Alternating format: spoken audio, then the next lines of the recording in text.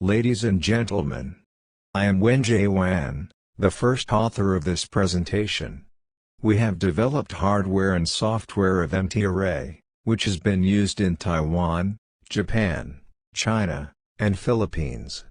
Today, I would like to present you our MTSeis exploration results compared with drillings in Taiwan.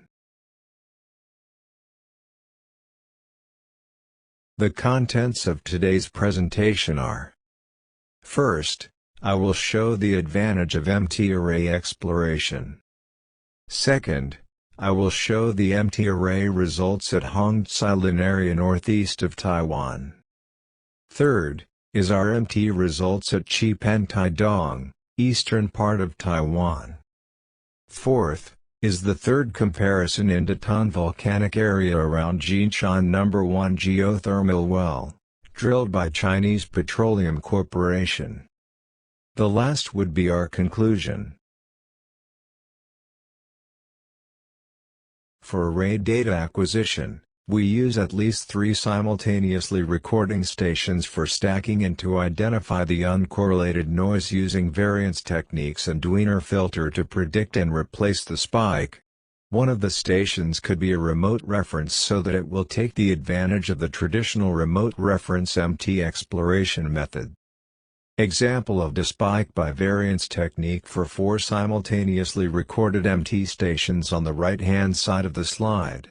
The red line is the original curve while the green line represents noise removed for 114,000 seconds.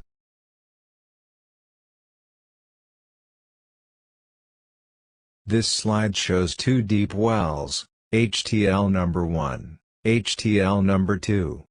Both drilled in the northeast of Taiwan by geothermal drilling project under the National Energy Program after carrying out different exploration methods. The separation of the 2 wells is about 1.5 kilometers.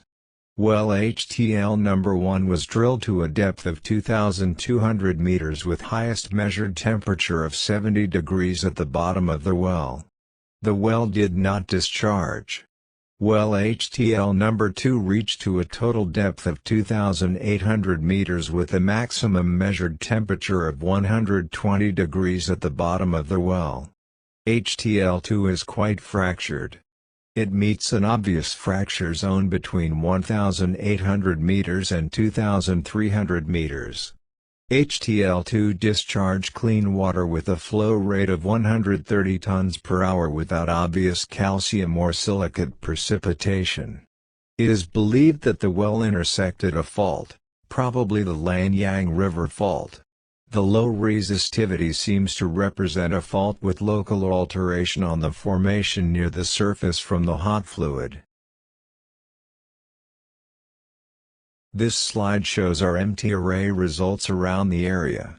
It shows no evidence of geothermal reservoir around the 2 wells. In the figure, the effective apparent resistivity is used. The vertical scale is in log 10 frequency.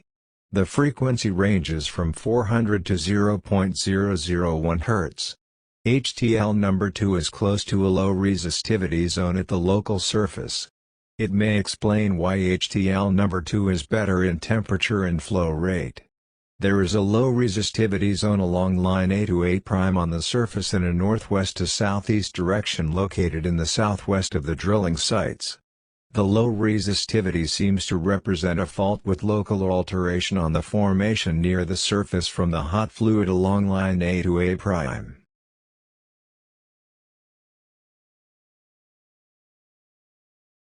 Now I would like to show our MTSeis results compared with the drillings at Qipen Hot Spring Resort area in Taidong, east of Taiwan.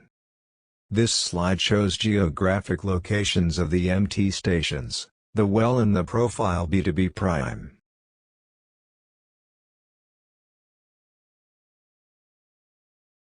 This figure represents the well temperature logging data and the temperature profile BB along east-west direction. It could be seen that the temperature from the logging data decreased starting from about 250 meters. The dashed oblate was interpreted as the shallow reservoir for the well-known Qipen Hot Spring Resort. At the right-hand side of the oblate, there is no hot spring resort.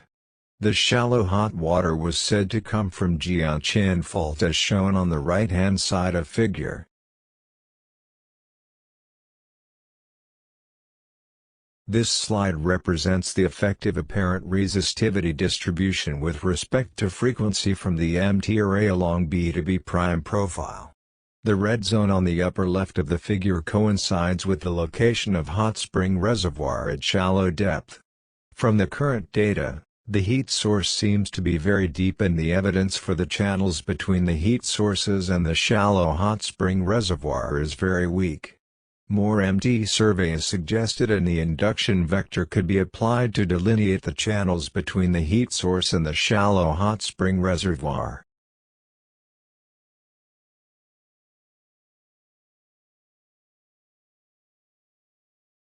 MT array survey was carried out in the Datun volcanic area in the northern part of Taiwan. The geographical location of the deep well, CPC Jinshan No. 1, is shown in this slide.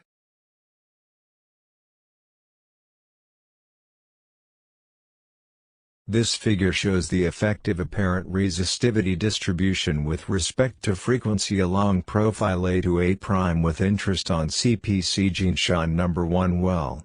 From the effective apparent resistivity distribution, there is no low resistivity clay as the capped rock. There is a low resistivity layer, probably represent the alteration zone and represents part of the volcanic neck extended from the crater. This low resistivity layer might also explain the acidic zone from the logging data. Below the alteration zone, there is a neutral high resistive zone. The right-hand side of the profile is high resistive, representing different geological formation.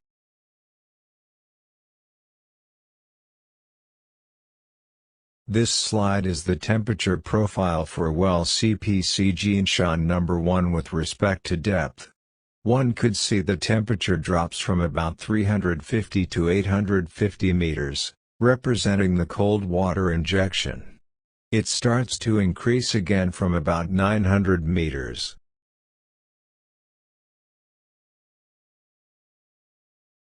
Our conclusions. The MT array are used to despite the local noise and enhance the signal-noise ratio. The surveys use effective apparent resistivity with respect to frequency to compare with the drilling results for qualitative interpretation.